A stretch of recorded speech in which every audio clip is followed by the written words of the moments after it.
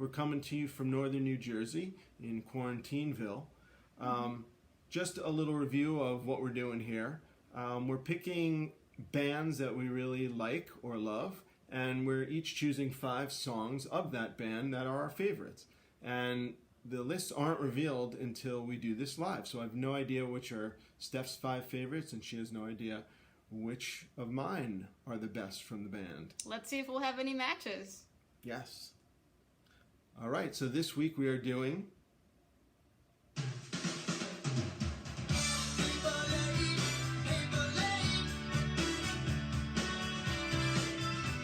That's Genesis. if you couldn't have guessed already. So we'll give you a little history of the band to start, and we do have a little cheat sheet notes here. Just a little personal history for me of Genesis. I grew up since I was a little kid, and my sister turned me on to Genesis back in the 70s. So I've been a fan since I was a kid. But let me just explain fan. I would say that they've never been really in my top 5 bands, but I always respected them. And I went through different phases throughout the years where I was like, wow, Genesis is pretty cool. And they kind of grew on me through the years, on and off. I kind of rediscover them. It's just one of the bands that every couple of years I kind of rediscover, and I go on a Genesis kick for a month or so. And yeah, so that's my experience. I did see them live once, Genesis, and it was at Giant Stadium. It was probably late 80s, and it was literally the shittiest live show I've ever seen, because it was Giant Stadium and the sound sucked, and we were in the last row, and we couldn't see the band. Obviously, we were a million miles away at Giant Stadium, and it just was one of the worst shows I've ever been to. But I still went home that night and listened to Genesis and said, okay, they suck live, what can I say? But and I don't even think it was them. I just think it was just the stadium setup, but so be it. True. Yeah. And now for me, on the contrary, I had heard Phil Collins' solo stuff growing up, but as an adult, I actually got into Genesis thanks to John, who's had a few different albums of theirs, and it was just a really fun band. A lot of their albums, I'd really like to just go through even the early stuff to the later stuff. Is just really, really fun. Yeah. So we'll give you a little quick history of the band in case you just don't know anything about them. But they were formed in 1967, and they are a British band. And so I don't even know the exact original lineup, but I know that Tony Banks and Mike Rutherford were 2 of the founding members. And I know that Peter Gabriel obviously came into the band a year or 2 afterwards and was the lead singer. And then Phil Collins was brought on, I think even a couple years after that, as the drummer, and then became the lead singer when Peter Gabriel left the band. And then there was Steve Hackett, who was a very good guitarist, was with the band 4 or 5 years. But really, the core lineup that anyone who was born probably after 1975, when they think of Genesis, they think of Tony Banks, Mike Rutherford, and Phil Collins. Yeah. That's true. So we're going to get right into it. I'll let you go, ladies, first. All right. And I'm going to start with Return of the Great Hogweed from their Nursery Crime album of 1971. I've never even heard of that song, so do tell me, Steph. I think it's a interesting song, almost like a folklore story told in song. If you think of Lord of the Rings, I think you'd think of this song. First album with Phil Collins. I think it's just an interesting arrangement of a song, and I do love Peter Gabriel's voice. I think that he and Phil Collins both did an awesome job being the frontman of the band. So yeah, I definitely think if you haven't heard it, check it out. Wow, so that's in their real proggy era when they were doing these long epics. And that's another thing to mention, obviously, that Genesis was like the godfathers of prog rock. I'm probably going to get a lot of arguments and people saying, what the hell are you talking about? But they were definitely part of the Genesis, no pun intended, of the prog rockers. So, and their early years, really, especially with Peter Gabriel, were really, really proggy. And that's not when I got introduced to them. So I kind of got into the proggy stuff later on, actually. But that's, wow, talk about taking one from the vault. That's a good one. Yeah. Definitely not on my top 5 list. But maybe got to listen to it a little bit more. Yeah. All right, so I'm going to choose The Firth of Fifth Great off of choice. Selling England by the Pound, which obviously is on a lot of, I think, Genesis fans or even non-Genesis fans, early Genesis picks, is Firth of Fifth. I love the piano. Tony Banks is just playing to start the song off is just unforgettable. Great start. And Peter Gabriel's just flute in the middle, his little flute solo. You don't hear that much, but talk about proggy, right? Which is amazing. And I just love the last line of that song, which is, "The sands of time were eroded by the river of constant change." Just beautiful lyrics. Great song. One of my favorite Genesis songs. And that was from their pre-Phil Collins era. So Yes. I see your Hogwarts one, and I up you. Now you go. Yeah, from Selling England by the Pound. Great album. That's a really good album, yeah. Definitely. Now, I'm going to go with In the Cage, which is from another early album, The Lamb Lies Down on Broadway. Wow, okay. If you listen to that song, you'll hear the tempo change.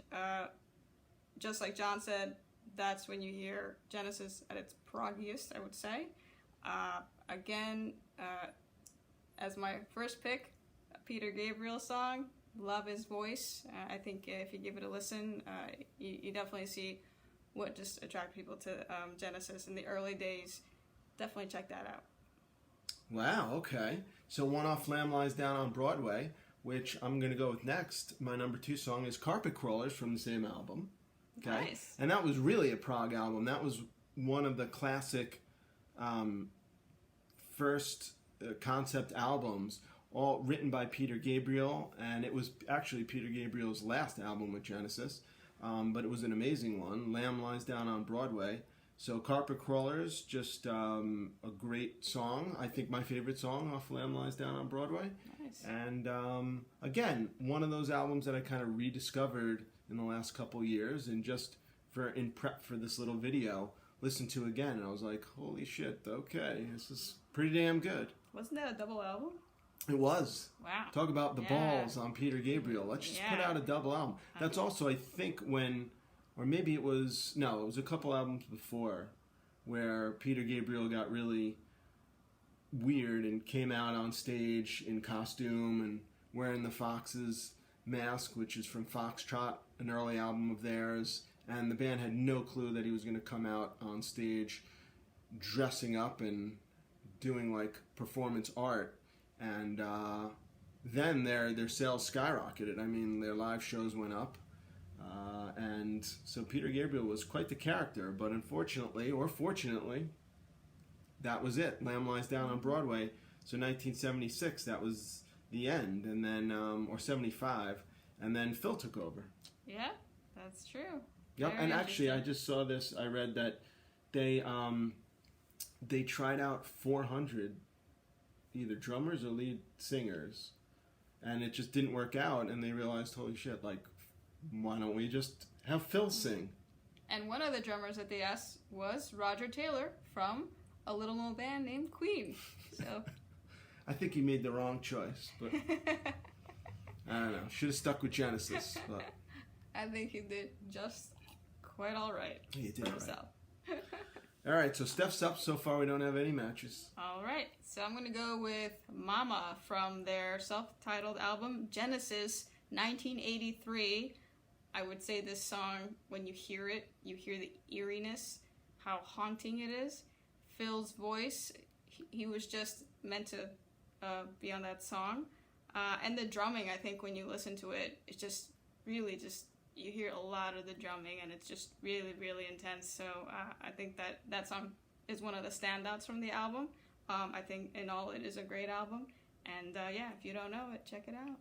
It is a good album. Steph just like skipped like 7-8 years of Genesis history right there. I'm jumping around. Yes, you are. Yes. You know, it was hard with Genesis to pick 5 songs this is a hard endeavor to do with any band, just to pick 5 of your favorite songs, but especially with a band who has so many like concept albums, and a lot of the songs kind of just blend into each other. It's really challenging to pick 5 songs. So, I mean, you listen to The Lamb Lies Down on Broadway or Trick of the Tail, which has my next favorite song, and you're like, okay, any of these songs can make the list, but just had to try to pick out our best.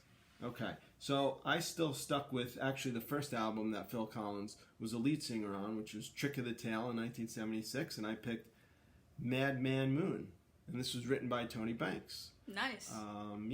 Yeah, a great song off Trick of the Tail, which is one of my top Genesis albums. I'd say top 3. Yeah. Awesome. All right. Now I'm going to go with Misunderstanding from the album Duke. It came out in 1980. Good album. 1980 was a great year for albums. AC/DC's Back in Black, Queen, The Game, and Rush, Permanent Waves. So definitely... That's the best one. A great year for albums, and I would say this is awesome because it was the first song written by Phil Collins, and this is when Genesis took more of a pop rock direction in their music. You could tell from their previous albums, but I still love it, love the melody, and I think that they were just great at the pop rock genre. So yeah, that's my pick. That's a good one. Good one. I mean, can't go wrong with Misunderstanding. Okay, so, wow, no matches yet. So number 4, I picked off Wind and Withering, which I think is also just definitely in my top 3 Genesis albums. Same year as Trick of the Tail, 1976. Wow, they put out 2 great albums in 76. And if you include Lamb Lies Down on Broadway in 75, wow, what a 3 album in 2 years, you know? So off Wind and the Withering, Blood on the Rooftops. Just amazing. It starts out with this like beautiful Spanish guitar, which I think is Steve Hackett's, but it's just gorgeous. And I love the theme in that song, Blood on the Rooftops, because it's about how just repetitive media, and it's a song about someone who's just watches the news and like tries to bring to life all the people not only on the news but in media. And I think it's just the tale holds true today. Like when we look at the media, it could just scramble your brain. And now that we're in this quarantine thing, and it's just 24/7 news cycle, and it's been this obviously before quarantine, but now it could just drive you crazy, and you just got to shut it all off at some point. So I love Blood on the Rooftops. Now I'm cheating here because I'm picking another song off Wind and Withering, and it's One for the Vine, which is about a delusional Messiah figure, and it's just a great, great song. Love it. I thought it was about Jesus, but then I just think it's a generalization of any figure in history that's been exalted and elevated and became disillusioned, not delusional. I meant disillusioned. So great song, great album, Wind and Withering. Awesome. And my number 5 is going to be Turn It On again from the same album. We have a match. All right. That's my 5th, so she took care of it.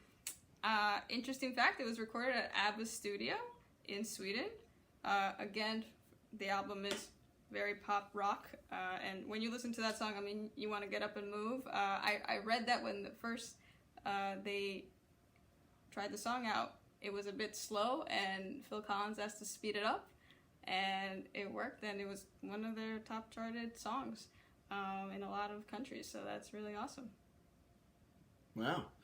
Again, that's my 5th favorite song. Again, this isn't in order. I don't think we really picked them in order, because Turn It On Again is definitely one of the best Genesis songs. Actually, I think I mixed it up a little bit, because I said for Blood on the Rooftops, it is about repetitive media news, but it is Turn It On Again about a man who's only watches TV and becomes obsessed with the characters in it. So I kind of mixed those two up a little bit, but great theme. Again, I'm very interested in like the role media plays in politics and making up people's minds. So Genesis kind of hit the nail right on the head. And you mentioned Duke, which I actually think is a really good album, even though they kind of turned away from the prog stuff there, as Steph mentioned. And and went a little bit more like poppy, but it was still a really, really good album. Had a lot of good songs on it, but Turn It On Again is just one of the best ones. And if you listen to Three Sides Live, definitely it's one of the ones that are my go-to songs. That is, right. So great, definitely check it out if you don't know. Right. See, that night, I should have just told my friend, sorry, I'm not going to go to Giant Stadium to see them. I'm just going to listen to Three Sides Live. I would have had a much better time, I think. The sound would have been definitely better, for sure. One other thing is another album that I really would recommend is Then There Were Three, which is when the band got pared down, when they lost Steve Hackett and Peter Gabriel, and it was just the three of them, Mike, Phil, and Tony. There's some great songs off Then There Were Three, and I think it's an underappreciated Genesis album. Not many people really mention it. Matter of fact, I only got it about 6 or 7 years ago. I had never even heard, well, I heard a few songs off the album, but I didn't own it. And then I went to a record shop a couple years ago, and I found it, took it home, and I was like, wow, there are some really good songs. Undertow, Burning Rope, Many Too Many, just some really good ones. Yeah, and I would say you should check out Taking It All Too Hard. That's another great one. Yeah. So yeah, that definitely, from their early stuff to the later stuff, you'll always find awesome albums, awesome songs. Give them a shot if you haven't heard them. Yeah. So I think that's it. Check out Genesis. Maybe you'll probably disagree with a lot of our top 5. Who knows? And that's it. Yeah. Thanks, y'all. Take care.